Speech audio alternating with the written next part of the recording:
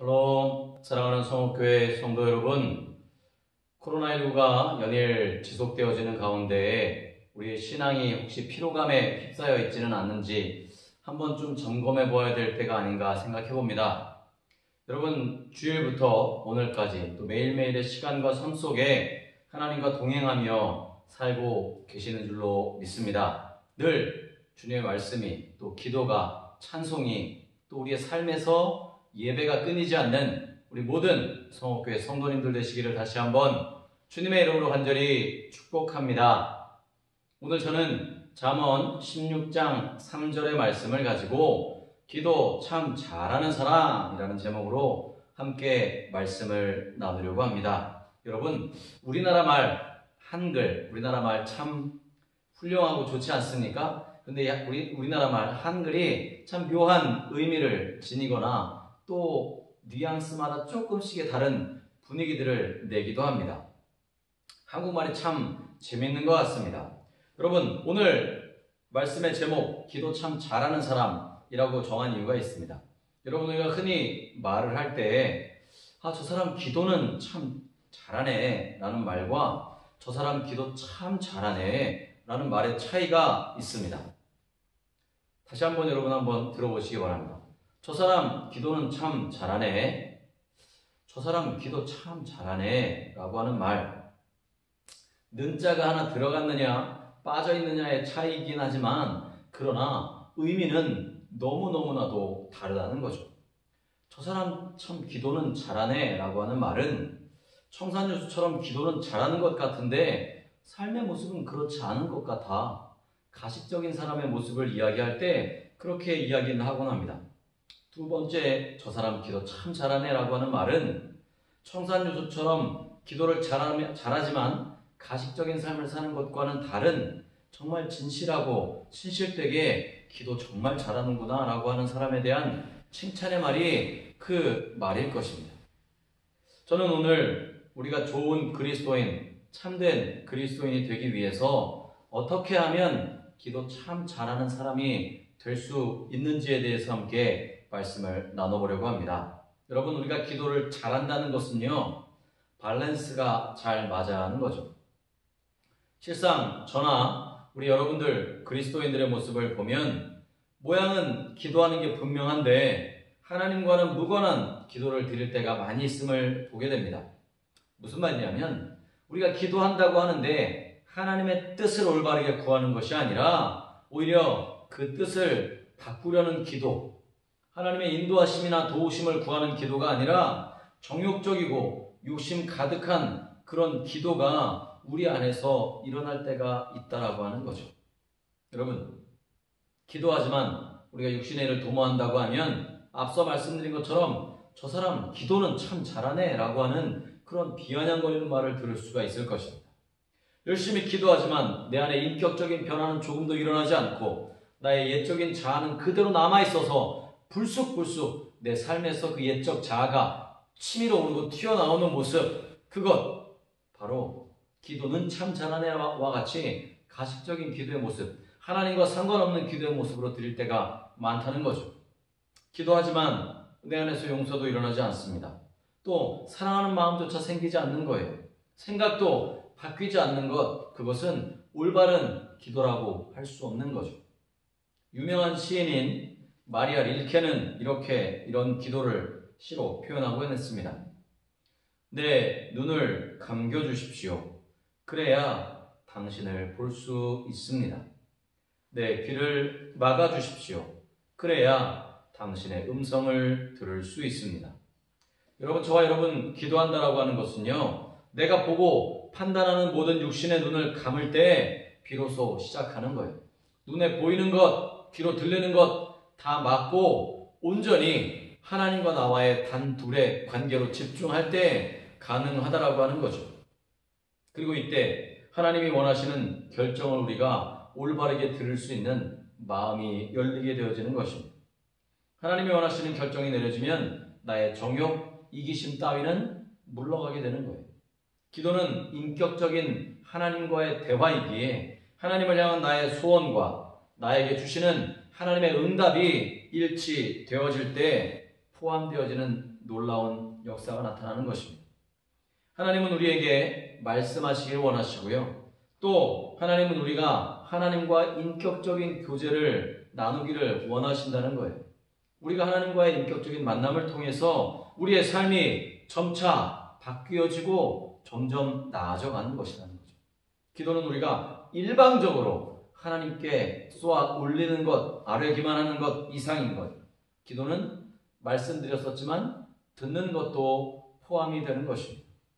사실 하나님께서 기도 중에 말씀하시는 것이 우리가 기도한다고 하나님께 아뢰는 것, 말하는 것보다 훨씬 더 중요하기 때문입니다. 기도는 하나님을 우리가 조정하도록 고안된 것이 아니라 우리가 하나님께 초점을 맞추도록 하는 것이 바로 기도의 본질인 거예요. 그러므로 우리가 기도하는 중에 하나님이 우리의 인생에서, 우리의 인생을 통해서 무엇을 하기를 원하시는지를 알아가기 위해서 우리는 기도하는 거죠. 그냥 단순히 하나님 제게 이런 것들이 필요합니다. 하나님 제게 이런 기도의 제목들이 있으니 들어주시고 응답해 주셔야 됩니다라고 하는 게 아니라는 거예요. 그래서 신앙적이었던 실존주의 철학자 키에르케고르라고 하는 철학자는 기도에 대해서 이렇게 정의를 내렸습니다. 기도는 하나님을 변화시키는 것이 아니라 기도하는 사람을 변화시키는 것이다. 할렐루야. 그렇습니다. 우리가 착각하고 있는 게 한 가지가 있어요. 우리가 기도해서 하나님을 움직여가지고 하나님을 변화시키는 것이 아니라 기도하는 우리가 변화되어진다라고 하는 거죠. 기도는 하나님께 일방적으로 아뢰므로 일어나는 역사가 아니라 하나님께서 기도하는 우리의 마음속에 찾아오셔서 말씀하시는 하나님의 음성을 듣고 우리가 그것에 반응하고 순종하기까지를 포함한다는 사실, 여러분 기억하셔야 됩니다. 그게 바로 기도 참 잘하는 사람의 바른 기도의 모습이기 때문입니다. 그러므로 기도는 전적으로 우리를 하나님께 맡기는 거죠. 오늘 본문 잠언 13장 6절에 보면 이렇게 말씀하고 있습니다. 너의 행사를 여호와께 맡기라. 그리하면 내가 경영하는 것이 이루어지리라 라고 말씀하고 있어요. 기도한다는 것은 우리의 모든 것을 하나님께 맡기는 거죠. 삶의 일부분, 이 부분만 맡기는 게 아니라 우리의 모든 영역을 맡기고 하나님께서 경영하실 것을 믿고 의지하고 의뢰하는 거죠. 그래서 기도란 우리가 무엇을 필요로 함으로 하나님께 간구하는 것이 아니라 우리의 삶의 모든 영역에서 끊임없이 하나님과 실제적이고 인격적인 관계를 맺는 것, 그것인 거예요. 여러분, 우리가 오늘 본문의 말씀을 통해서 기억해야 될 것이 있습니다. 바로 맡긴다라는 단어입니다. 맡기라. 성경은 우리에게 맡기라라고 표현했지만 영어 성경은 그 단어를 표현할 때 위임한다라고 하는 단어로 쓰고 있습니다. 여러분, 우리가 하나님께 우리의 모든 일들을 위임해 드리는 거죠. 우리가 하는 모든 것을 주님께 위임하기만 하면 어떻게 된다? 기도 참 잘하는 승리자, 성공자가 되어진다라고 하는 것입니다. 오늘 본문의 말씀 가운데서 우리가 무게중심을 내가 경영하는 것, 나의 삶의 일들의 중심을 두면 사실 기도할 때마다 실망하고 어려운 일들이 많을 수밖에 없어요. 내가 하는 게 안 돼요, 하나님. 내가 정말 계획하고 준비하는 게 되지 않아요. 도와주셔야 돼요 라고 하는 실패와 좌절, 절망들을 경험하게 되지만 그러나 중요한 것, 우리가 그 모든 것들을 하나님께 맡기고 나아간다고 한다면, 하나님이 경영하신다라고 한다면 그러면 기도가 바뀌어질 수 있다는 거죠. 기도는 단순히 우리의 기대를 하나님께 아뢰는 것이 아닙니다. 내가 기대하는 것, 내가 소원하는 것만을 하나님께 아뢰는 것이 아니라 기대의 결과조차 하나님께 완전히 위임하는 거예요. 그 결과가 잘 나오든 잘 나오지 못하든 결과까지도 하나님께 온전히 의탁하고 위임하는 것, 그것이 바로 올바른 기도의 모습이라고 하는 사실입니다. 그러므로 기도는 참 흥미로운 거죠. 왜냐하면 하나님께서 이루어 가실 일에 대한 기대가 우리에게 있기 때문에 내가 기도하고 간절히 바라며 기도하는 것들, 또 그 속에서 하나님이 나에게 음성으로 말씀해 주시는 것들을 듣고 그래 그 일들이 이루어질 거야 라고 하는 기대감으로 나는 나의 삶의 자리에서 최선을 다해 살아나갈 때 하나님이 그 일들을 이루어 나가시는 것을 보게 되어지는 것입니다. 그리고 기도하면서 점점 우리의 신앙은 자라가는 것을 경험할 수 있기 때문입니다. 왜일까요? 왜냐하면 우리의 기대보다 훨씬 더 커다란 하나님의 인도하심을 우리가 경험할 수 있기 때문입니다. 여러분 데살로니가전서 5장 17절 뭐라고 말씀하고 있습니까? 쉬지 말고 기도하라. 그렇습니다. 그런데 우리가 기도를 전적인 위임이라고 정의하는 순간 이 말씀이 이해가 됩니다. 우리의 삶에서 모든 영역에 일어나는 일과 관계되어져 있기 때문에 우리는 쉬지 않고 기도해야 하는 것입니다. 우리가 무엇을 하든지 하나님께 맡긴다라고 하는 것은 기도의 종류가 무척 다양하다라고 하는 것을 생각할 수 있죠. 여러분 대부분 우리가 기도하던 기도의 주된 모습은 청원하는 기도였습니다. 가만히 생각해 보세요. 우리가 하나님께 바라는 게 얼마나 많이 있습니까? 당연히 우리는 하나님의 도우심 없이는 살 수 없는 존재이지 않습니까? 그런데 왜 자꾸 하나님께 바라기만 하는 걸까요? 왜 자꾸 청원하기만 하는 걸까요?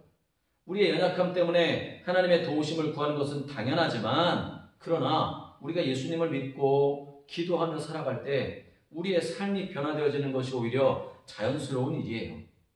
그런데 우리가 열심히 기도하는데 내 삶이 바뀌지 않아요. 나의 성격이 바뀌지 않습니다. 나의 말투나 행동이 바뀌지 않아요. 그러면 우리는 그것이 기적이다라고 생각해야 되는 거죠. 기도하는데 왜 바뀌지 않아요? 하나님이 우리의 결과를 바꿔주실 텐데 왜 그것들이 바뀌지 않느냐는 말이죠.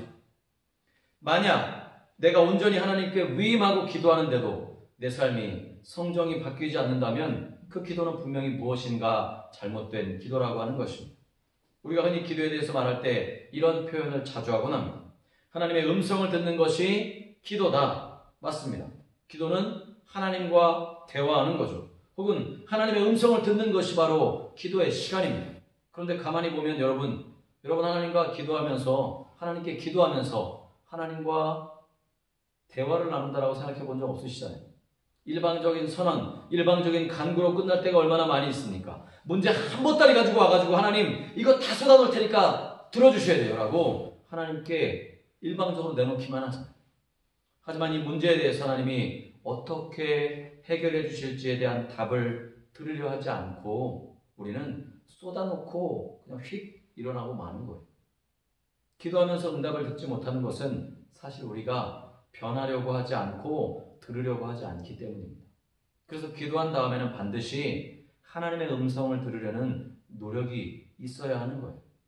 여러분 그렇게 제가 지금 말씀드렸지 않습니까? 기도하고 나면 우리는 뭘 해야 된다? 하나님의 음성을 들으려고 해야 한다. 귀 기울여야 한다. 목사님, 어떻게 하나님의 음성에 귀 기울입니까? 당연히 그런 의문이 들어야 되지 않겠습니까? 기도하는 것은 이해가 되지만 기도한 다음에 어떻게 하나님의 음성을 듣고 그것이 하나님의 음성이라는 것을 알 수 있느냐는 거죠. 여러분 신약성경 요한복음 10장에 보면 양은 목자의 음성을 안다 모른다? 안다.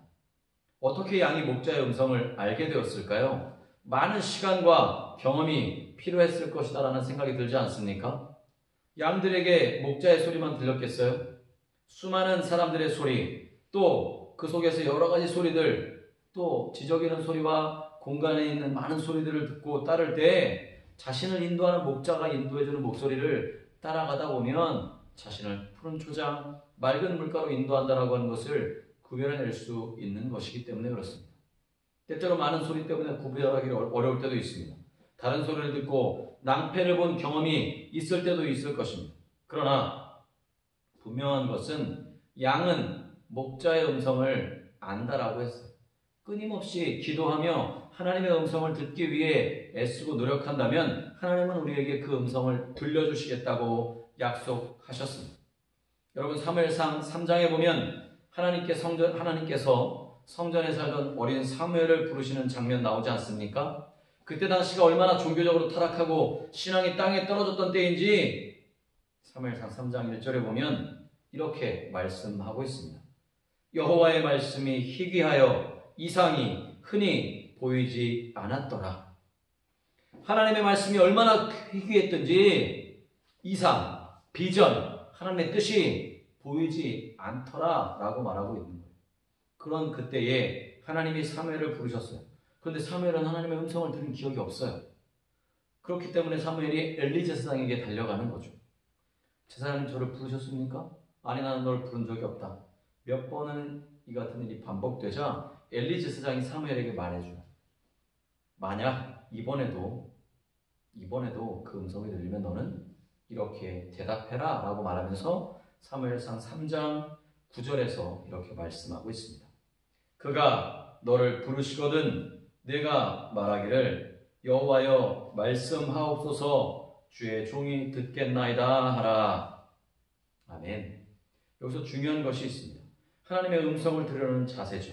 어떤 자세입니까? 사무엘이 대답한 것처럼 주의 종이 듣겠나이다 말씀하옵소서 순종하며 나아가는 자세예요. 여러분 이렇게 사무엘에게 엘리 제사장이 하나님의 음성이 이렇게 들려올 것이다 라고 말씀해 준 것입니다. 사실 우리에게 힘든 것은 무엇일까요? 하나님의 말씀이 없는 것이 아니라 하나님의 말씀을 들으려는 태도와 하나님의 말씀을 구분하는 능력이 없는 것, 그것이 우리 안에 가장 큰 문제인 거죠. 그러니 기도하고 하나님의 음성을 들어야 됩니다라고 말씀드리면 목사님 어떻게 하나님의 음성을 듣습니까? 하나님의 음성을 듣는 것이 무엇입니까? 하나님이 제게 귀로 말씀해 주십니까? 아니요. 여러분 우리가 이상하게 들릴지 모르지만 많은 사람들이 신앙생활을 하면서 하나님의 음성을 의도적으로 들으려 하지 않습니다. 왜냐하면 음성이 들려오면 많이 힘들고 귀찮기 때문입니다. 하나님의 말씀이 내 발에 등이 되기보다 가는 길에 걸림돌이 된다고 생각하기 때문입니다. 그래서 참된 그리스도인, 기도 참 잘하는 그리스도인이 된다는 것은 하나님의 음성에 대해서 민감하게 반응하겠다라는 태도에서부터 시작되어지는 거죠. 그렇습니다. 기도가 하나님께 전적으로 나를 의탁하고 위임하고 맡기는 것이라고 우리가 본문을 통해 알았다면 이 맡긴다라고 하는 말은 우리의 삶까지도 전적으로 하나님께 위임하는 것이죠. 그때 기도의 주도권은 내게 있는 것이 아니라 누구에게 있다? 하나님께 있는 것이다 라고 하는 것을 믿으시길 바랍니다. 하나님께서는 기도하는 시간을 통해서 우리의 삶을 전적으로 이끌어가고 있음을 기억하시길 바랍니다. 여러분 사도 바울이 하나님의 은혜를 체험하고 나서도 얼마나 많은 고민을 하며 살아갔습니까? 그에게 끊임없이 솟아나는 육적인 생각, 또 욕망들, 소욕들 때문에 그렇습니다. 기도하면 이 갈등이 보이게 되고 이것들을 또 한 번 이겨내기 위해서 기도하게 되지만 기도하지 않으면 이 부분에 대한 민감성을 잃어버리게 된다라고 해서 사도 바울은 로마서 8장 26절과 27절에서 이렇게 고백하고 있어요. 이와 같이 성령도 우리의 연약함을 도우시나니 우리는 마땅히 기도할 바를 알지 못하나 오직 성령이 말할 수 없는 탄식으로 우리를 위하여 친히 간구하시느니라. 마음을 살피시는 이가 성령의 생각을 아시나니 이는 성령이 하나님의 뜻대로 성도를 위하여 간구하심이니라. 아멘. 우리의 연약함, 저와 여러분의 연약함도 마찬가지입니다. 도우시기 위해서 성령님께서 우리가 기도할 바를 알지 못하는 순간에 이미 우리보다 먼저 탄식하시며 우리를 위해 친히 간구하고 계신다는 사실을 믿음으로 나아가실 수 있는 우리 모든 성도님들 되시기를 주님의 이름으로 간절히 축복합니다. 사랑하는 성도 여러분, 지금까지 저와 여러분은 어쩌면 기도의 모델을 약복강가에서 환도뼈가 부러질 때까지 천사를 붙들고 놓지 않았던 기도하는 야곱에게서 찾았는지 몰라요. 그렇게 때를 쓰며 하나님께 도와달라고만 기도했던 우리의 모습이라고 한다면 기도는 언제나 나의 요구를 말씀드리는 것에 지나지 않았을 것입니다. 기도는 언제나 원하는 것을 무엇이든지 얻어내는 것이라고 생각할 수밖에 없었을 거예요. 그러나 여러분 분명히 기억하시길 바랍니다. 우리가 기도를 참 잘한다라고 하는 것은 우리의 마음과 생각과 모든 것들을 다 주님 앞에 내어 맡기는 거예요. 위임하고 의탁하는 것이고요. 우리의 삶을 하나님께로 초점을 맞춰 나아가는 것입니다. 그래서 우리는 때로 기도하면서 얻지 못하는 것이 있으면 내가 기도를 적게 해서라고 말을 하기도 하고요. 포기하지 말고 기도하라고 권면하기도 합니다. 여러분, 기도를 요구하는 것으로만 이해했다면 절대로 하나님의 음성을 듣는데 쉽지 않은 일일 것입니다. 우리가 하나님의 음성을 듣지 못한다면 우리를 향하신 신실하신 하나님의 뜻을 발견할 수 없는 거예요. 그냥 쏟아내고 돌아서서 나가는 거죠. 여러분, 아이들이 산타클로스를 대하듯 우리가 하나님을 대한다면 하나님은 얼마나 속상하시겠습니까?